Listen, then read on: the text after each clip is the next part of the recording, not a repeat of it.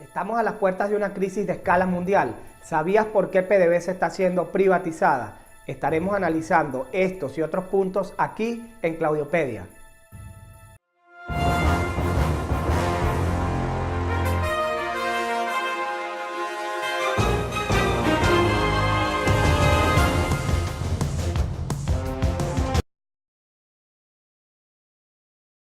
Bienvenidos a Claudiopedia, un espacio para el análisis independiente del acontecer mundial y nacional. Por razones de trabajo, esta semana estuve bastante ocupado, de manera que este Claudiopedia va a ser corto, pero bueno, sin más preámbulo, comencemos.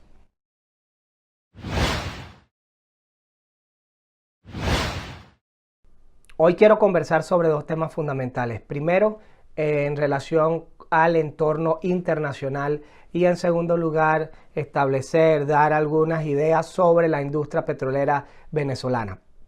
Vamos primero con lo internacional.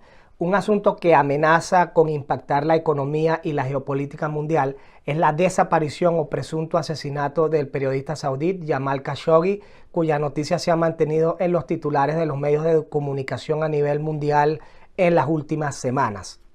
Khashoggi no ha sido visto desde que ingresó al consulado de Arabia Saudí en Turquía el pasado 2 de octubre.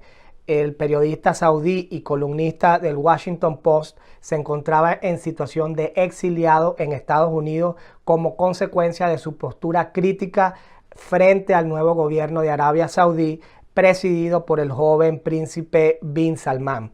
La situación se mantiene hermética, aunque fuentes en Estambul afirman que Khashoggi habría sido decapitado, desmembrado y luego desintegrado con ácido por un grupo de 15 asesinos el pasado a principios de semana, que viajaron a Turquía para hacer lo propio. Lo cierto es que en reacción al caso Khashoggi, Occidente y particularmente Estados Unidos ha amenazado con imponer sanciones severas, afirmación hecha por el propio presidente el día 19 de octubre del presente año 2018. Por su parte, Arabia Saudita ha huido hacia adelante, amenazando con tomar represalias si resulta sancionada, destacando su rol estratégico para el funcionamiento estable de la economía mundial. Según han anunciado las cancillerías de países occidentales, se está dando tiempo a Riad para que muestre los resultados de su investigación sobre el caso. De manera que el asunto tendrá amplia resonancia en las próximas semanas. No se sabe a ciencia cierta a qué se refirió el presidente Trump cuando habló de sanciones severas. En todo caso, los Estados Unidos y los grandes exportadores de petróleo no les conviene generar una crisis que produzca la volatilidad de los precios petroleros. Al 19 de octubre del presente año, el barril Brent estaba por el orden de $80 por barril. Como les dije, valga la redundancia, la cesta OPEP estuvo en el orden de $79 por barril y la cesta venezolana cayó a $72 por barril. Una crisis detonada a partir del caso Khashoggi podría elevar los precios antes mencionados. No olvidemos que Khashoggi que este caso ocurre en medio de un proceso de sanciones en contra de Irán, el cual, gracias al acuerdo que había llegado con la administración Obama, venía suministrando crudo en el mercado mundial y próximamente se verá obligado a detener parte de este suministro. Es decir, la salida parcial de la producción iraní del mercado mundial, aunado a una potencial afectación del suministro petrolero de Arabia Saudí, podría convertirse en un cóctel explosivo. Disculpen ustedes.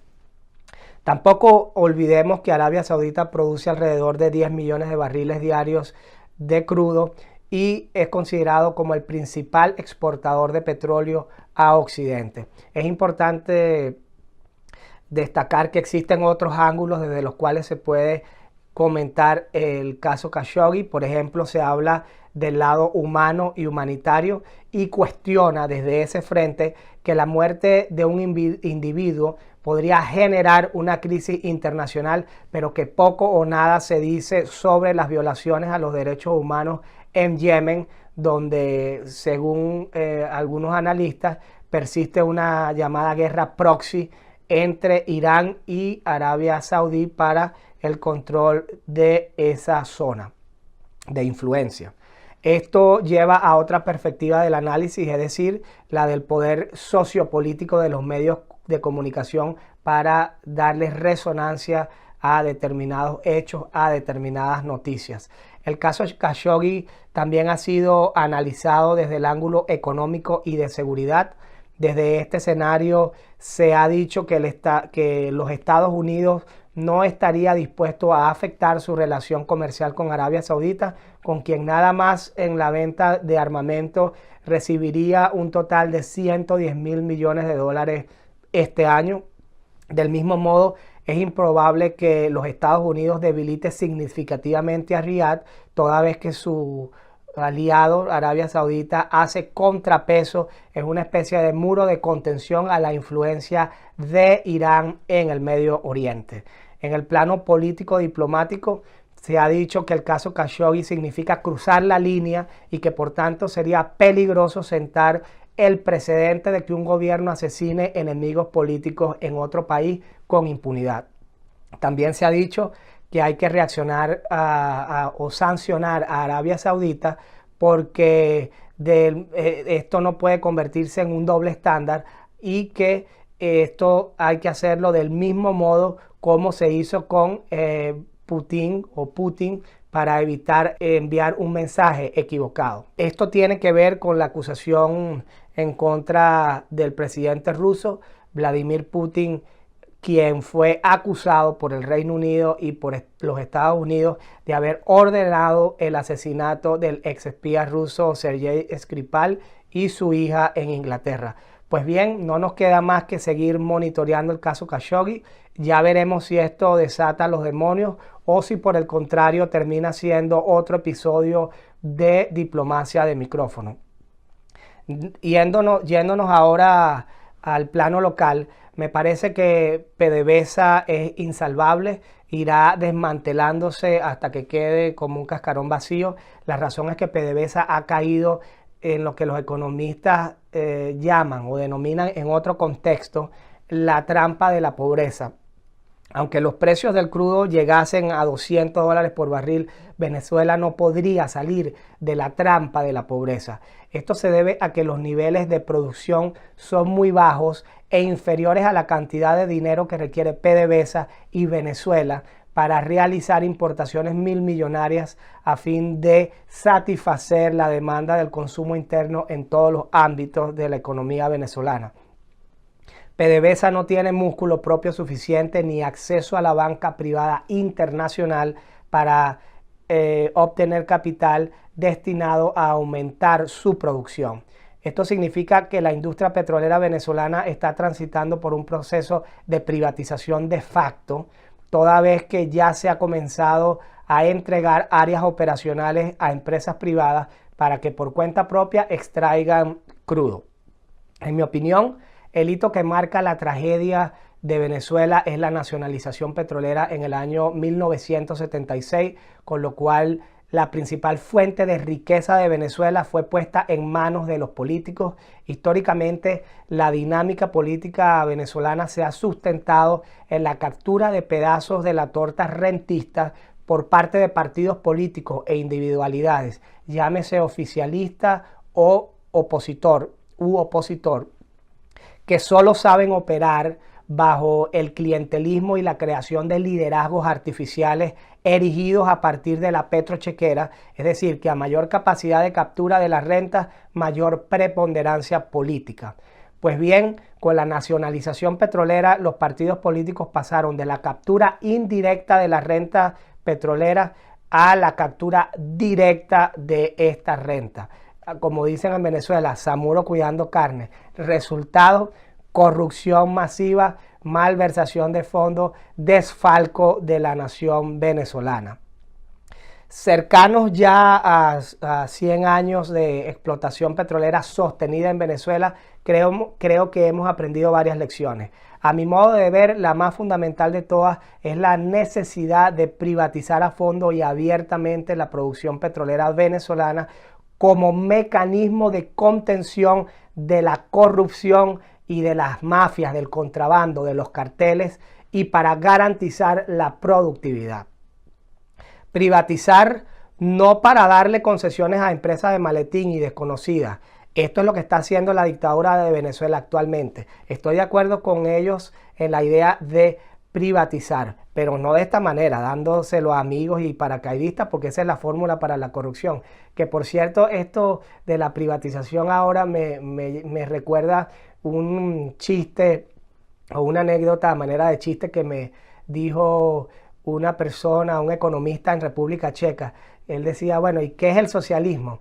Es la ruta más larga del capitalismo hacia el capitalismo. Esta gente después de 20 años se dieron cuenta que la privatización era necesaria. Por supuesto, por otras razones. Las razones de ellos es porque están quebrados y no tienen cómo invertir en la industria petrolera ni saben cómo ponerla a producir. En todo caso, me refiero a privatizar para entregarle las operaciones a las grandes multinacionales del sector que cotizan en bolsas de valores en países desarrollados y que están sujetas a todo tipo de controles de eficiencia y también controles legales, como por ejemplo el FCPA, que es la ley anticorrupción estadounidense, o la ley también antisoborno y anticorrupción británica. Para ponerlo en términos simples, evalúe usted cuál fue el periodo de mayor prosperidad económica de Venezuela cuando el país se convirtió en una de las naciones punteras en desarrollo socioeconómico a nivel mundial. Estamos hablando del periodo anterior a la nacionalización. La economía venezolana nunca fue más sólida que durante el periodo comprendido entre 1955 y 1975, cuando los partidos políticos no capturaban la renta petrolera directamente. Pero busque usted y evalúe los siguientes 20 años.